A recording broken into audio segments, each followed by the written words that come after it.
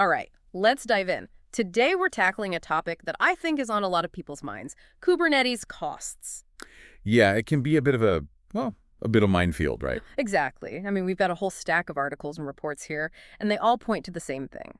Kubernetes itself may be open source, may be free, but the operational costs, wow, they can really add up, especially in enterprise environments. Right. So we're going to try to break it all down, look at what those cost drivers are, how they differ between on-prem, cloud, hybrid, all of that, yeah. And most importantly, how to actually get a grip on your Kubernetes spending, make sure you're getting the most bang for your buck. Absolutely, because no one wants to be throwing money away, Right. especially when Kubernetes can be such a powerful tool when it's used effectively. Okay, so let's start with this whole open source thing. Kubernetes is free to download, anyone can use it, but, and this is a big but, the articles we've got here really emphasize that free doesn't mean no cost, right? Right. The software itself may not have a price tag, but everything around it does. Exactly. Think about it.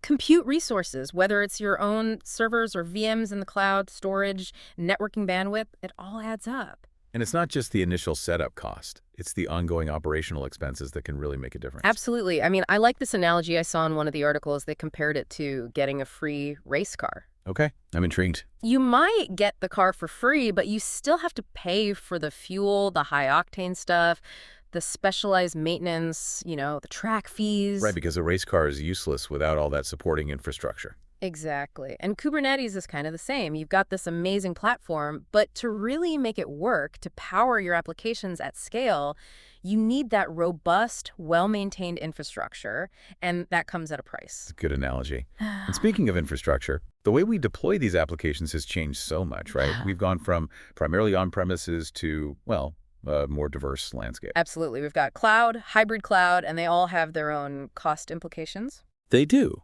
So let's take a little trip down memory lane. Back in the day, when on-premises was the norm, what were we looking at in terms of costs? Well, you were looking at a big chunk of capital expenditure right up front, that CapEx. You had to buy the servers, the hardware, the storage systems, the networking gear. Oh, yeah, those big upfront investments. It was a significant investment, that's for sure. And then on top of that, you had your ongoing operational costs, right? Right. Maintaining all that hardware, the software licenses, the electricity for power and cooling, the physical space you needed in your data center. So even though you own the infrastructure, the cost just kept on ticking. Oh, yeah.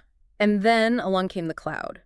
Providers like AWS with EKS, Azure AKS, Google GKE, all offering managed Kubernetes services, and that really changed the game. It did. It shifted the model from CapEx to OpEx, operational expenditure. You're essentially paying for what you use as you use it. Right. Greater flexibility, lower initial investment, because you don't have to buy all that hardware up front. But that doesn't necessarily mean it's always cheaper, right? Right. Not necessarily, no. You have to be really careful about your resource consumption in the cloud because those costs can sneak up on you if you're not paying attention. Absolutely. It's easy to spin up resources, but it's just as easy to forget about them and let those costs rack up. And now we've got hybrid cloud on the scene where companies are mixing their on-premises infrastructure with public cloud resources. Which sounds great in theory, but it also adds another layer of complexity to the cost equation. Right. Now you're trying to track spending across two different environments, potentially two different pricing models, two different sets of tools. It's a balancing act, and it can be tricky to get right. Okay, so we've established that Kubernetes costs are real, and they vary depending on how you deploy it. But let's get a bit more specific. What are the actual elements that drive those costs? Let's break it down. Okay. So at the most fundamental level, it's the infrastructure, right? Mhm. The CPU, the memory, the storage. The building blocks of any computing environment. Exactly. Whether it's physical servers in your data center or virtual machines in the cloud, those resources cost money. And the more you use, the more you pay. Right. And that's where resource utilization and scaling become really important. One of the great things about Kubernetes is its ability to dynamically allocate resources, but that also means you need to be careful about how you configure it. So you don't end up over-provisioning, paying for resources you're not actually using. Exactly. And then there's auto-scaling, which can be great for optimizing resource use, but it also means your costs can fluctuate depending on demand. So you need to keep a close eye on that to make sure you're staying within budget. Absolutely. Monitoring and managing your resource usage is key in any Kubernetes environment. Okay, what else do we need to consider? Well, storage and networking costs are often overlooked, but they can be significant. Yeah, persistent storage for your applications isn't free. And the type of storage you choose, like faster SSDs versus more economical HDDs, will affect the price. Right. And then there's data transfer, both within your cluster and especially data leaving your cloud environment, that egress traffic. That can get really expensive if you're not careful. Absolutely. And then we have to factor in the operational overhead, the people who keep everything running smoothly, the DevOps teams, the SREs. Their expertise is valuable, and that translates to salary costs. Right. And then there's the ongoing work of monitoring your clusters, logging, troubleshooting, security. All that takes time and resources. And often involves using third-party tools, which can add to the costs. Exactly. And then you have the added complexity of shared resources. Many companies use Kubernetes to run multiple applications and teams on shared clusters. Which is great for efficiency, but it can make it hard to track costs and allocate them back to the right teams or projects. You need a good system for tracking and reporting costs. Otherwise, things can get messy quickly. And as companies scale their Kubernetes usage, they often end up with multiple environments: development, staging, production, maybe even geographically distributed clusters. And each one of those adds to the overall cost, right? Absolutely. More clusters mean more resources, more management overhead. Right.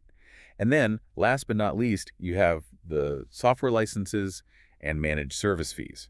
If you're running on-premises, you might need licenses for your OS, your Kubernetes distribution, your container runtime. And in the cloud, even though the control plane might be free or have a minimal fee, you're still paying for those worker nodes, the VMs that actually run your applications. And the other cloud services you might be using, like load balancers, storage, monitoring tools. Right, so it's a complex landscape with a lot of moving parts. It is, but understanding those different components is the first step towards getting a handle on your Kubernetes costs. Okay, so let's dig a bit deeper into those costs, starting with the on-premises world. When you decide to run Kubernetes on your own infrastructure, what are the biggest expenses? Well, as we mentioned earlier, that initial hardware investment can be substantial. Those servers, the storage, the networking gear, it all adds up. It's a big upfront cost. And then you've got the ongoing maintenance costs, right? Hardware fails, things need replacing, the environment needs to be kept in top shape. Right. And all of that requires specialized expertise, which means labor costs. Yeah. You need people who know how to manage this complex infrastructure. So even though you're not paying those per cluster fees you might see in the cloud, the total cost of ownership for on-premises Kubernetes can still be significant. Absolutely. You're essentially taking on all of the responsibilities that a cloud provider would handle for you. Okay, so now let's flip to the cloud side. When you're using a managed Kubernetes service like EKS, AKS, or GKE, how do the costs break down? Well, one of the key differences is that abstraction of the underlying infrastructure. You're not managing the physical hardware the cloud provider is. Right, so you're essentially paying for their expertise in managing that infrastructure. Exactly. And the pricing models for these managed services can vary. There's usually a cluster management fee, which can range from a few cents per hour to, well, more, depending on the provider and the level of support you need. Okay, so that's for managing the control plane, the core of your Kubernetes cluster. But what about the worker nodes, the VMs that actually run your applications? That's usually where the bulk of the cost comes in. You're paying for the compute resources, the CPU, the memory, based on the instance type you choose, the region where they're deployed, and how long you use them. Right, and the choices you make there can really impact your bill. Absolutely. You need to be strategic about selecting the right instance types for your workloads and making sure you're not over-provisioning. And luckily, cloud providers offer some tools to help with that, right? Like spot instances or preemptible VMs. Yeah, those can be great for workloads that can tolerate some interruptions. You can get significant discounts, sometimes up to 90%, because you're essentially using spare capacity. It's a trade-off, of course. You might get a lower price, but your workloads could be interrupted if the provider needs those resources back. Right. But for certain types of workloads, it can be a great way to save money. And then there are reserved instances or savings plans where you commit to a certain level of usage for a longer term, like a year or more. And in exchange, you get a lower hourly rate. Right. So if you have predictable workloads, that can be a good way to lock in some savings. Absolutely. And it's not just the worker nodes themselves. You also have to factor in the cost of the other cloud services you're using. Load balancers, storage, networking, monitoring tools, they all contribute to the overall bill. Right. So even though the cloud abstracts away some of the infrastructure management, you still need to be really mindful of your resource consumption and make sure you're using the right tools and strategies to optimize your spending. Absolutely. Okay, so we've talked about on-premises and cloud. Let's touch on hybrid cloud. What are the specific cost considerations there? Well, one of the biggest factors is data transfer costs. Moving data between your on-premises environment and the cloud, both ingress and egress, can get expensive quickly. Right. Especially if you have applications that rely on a lot of data exchange between the two environments. Exactly. And then there are the costs associated with managing that hybrid environment. You often need specialized tools like Google Anthos, Azure Arc, or AWS Outposts to provide a unified control plane across your different infrastructures. And those tools usually come with their own licensing or usage fees. They do, so you need to factor those into your overall cost calculations. And while hybrid cloud can offer some potential cost benefits, like running certain workloads in the cloud where it's more cost effective or leveraging cloud bursting to handle demand spikes, it's not a magic bullet. Right. You still need to carefully analyze your workloads, your data transfer patterns, and the costs associated with managing that hybrid environment. Okay, so we've covered the infrastructure costs in quite a bit of detail. Let's shift gears now and talk about the costs associated with managing and operating your Kubernetes environment. Right, because even with the most efficient infrastructure, you still need people to keep things running smoothly. Absolutely. And the salaries of those skilled individuals, the DevOps engineers, the SREs, they represent a significant investment for any company running Kubernetes. They do. Because this isn't just about setting up a cluster and forgetting about it. You need people who can monitor the environment, troubleshoot problems, ensure security, keep everything up to date. And that requires a high level of expertise, which comes at a cost. It does. And then there's the ongoing training and development that's needed to keep those skills current. Because Kubernetes is a constantly evolving technology. Right. It's not a set it and forget it type of platform. Definitely not. And the day-to-day operational tasks themselves, like proactive monitoring, incident response, maintenance upgrades, they all take time and resources. And often involve using third-party tools, which can add to the costs. Absolutely. So you need to factor in those tool costs as well. But one thing to keep in mind is that managed cloud services can help alleviate some of that operational burden. Right.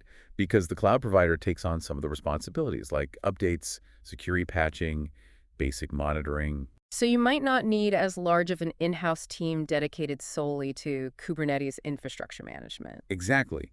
But you still need skilled people to manage the applications running on Kubernetes to optimize your resource consumption in the cloud. So it's a balancing act. You're trading off some control and potentially some costs for the convenience and scalability of a managed service. Right. Okay, so beyond the big buckets of infrastructure and operations, what are some other cost considerations that companies should be aware of? Let's see, we've got storage costs, networking costs. Yeah, storage costs can really add up, especially if you're using persistent volumes for your applications. Right. And the type of storage you choose, SSDs versus HDDs, will impact the price. And then there's data transfer, both within your cluster and to and from the outside world. That egress traffic can be a real budget killer if you're not careful. Absolutely. And what about those more specialized workloads like AI or big data analytics? Those often require specialized resources like GPU-enabled instances, which can be more expensive. Right. So if you're running those types of workloads on Kubernetes, you need to factor that into your cost calculations. Definitely. And then there's backup and disaster recovery. Yeah. Essential, but it adds to the cost. Right. You need to make sure your data is protected and that you can recover from an outage, but that doesn't come for free. And then there are the hidden costs, the things that can easily be overlooked. Like inefficient resource allocation, over-provisioning pods, idle worker nodes. Right. Or cross-zone communication within a cloud region, which can incur data transfer charges. Or frequent calls to external APIs, which can also add up. It's all about visibility and awareness. You need to know where your resources are being used and how much they're costing you. Okay, so we've talked about a lot of different costs. Now let's get to the good stuff, the optimization strategies. How can companies actually get a handle on their Kubernetes spending and start saving money? Well, the first step is to get visibility into your costs. You need to know where your money is going before you can start optimizing. Right. You can't manage what you can't measure. Exactly. So you need to implement good monitoring and tracking at all levels, from the cluster down to individual pods. CPU usage, memory usage, storage, network traffic, you need to track it all. And you need to tag and label your resources effectively so you can attribute costs back to the right teams or projects. Right. That's crucial for things like chargeback or showback models, where you're holding different teams accountable for their resource consumption. Absolutely. And it's about creating that culture of FinOps, that collaboration between development, operations, and finance. Where everyone is aware of the costs and working together to optimize them. Exactly. And once you have that visibility, you can start digging into the specific optimization strategies. Right. So what are some of the key things companies can do? Well, one of the most important is right-sizing your workloads. Make sure you're not over-provisioning resources. Set those resource requests and limits for your pods based on their actual needs. Exactly. And Kubernetes has some great tools for this, like the horizontal pod autoscaler, which can automatically adjust the number of replicas based on CPU usage or other metrics. Right. And the vertical pod autoscaler, which can adjust the CPU and memory requests and limits for individual pods. And at the cluster level, the cluster autoscaler can dynamically adjust the number of nodes in your cluster based on demand. So you're always running the right number of resources to meet your needs without overspending. And in the cloud, you can take advantage of things like spot instances or preemptible VMs, which offer discounts for workloads that can tolerate some interruptions. Right. And for predictable workloads, reserved instances or savings plans can be a good way to lock in lower prices. Absolutely. And you can also optimize your storage and networking configurations. Like choosing the right storage class for your applications, cleaning up unused volumes, minimizing data transfer costs. Right. And implementing things like network policies and service meshes can help improve efficiency and reduce costs. And beyond the specific resource optimizations, there's a lot you can do with governance and automation. Right. Set up budget alerts, automate cost optimization tasks, regularly audit your costs and usage. Integrate cost considerations into your CI/CD pipelines so developers are thinking about costs from the start.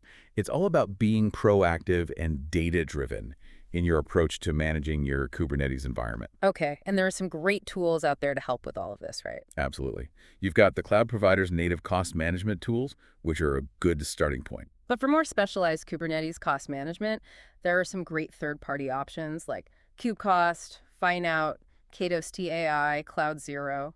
And for those who prefer open source solutions, there are tools like the Kubernetes dashboard, Prometheus, OpenCost, KubeGreen. So there's no shortage of options. The key is to find the tools that fit your needs and integrate them into your workflow. Right. And to really illustrate the impact these strategies can have, our sources include some compelling case studies. Like Nielsen AQ, who reportedly achieved significant cost savings using Cast AI's automation capabilities and spot instances. And Monday.com, who also saw substantial savings with tools like Perfect Scale. So these are real companies seeing real results from their optimization efforts. Absolutely.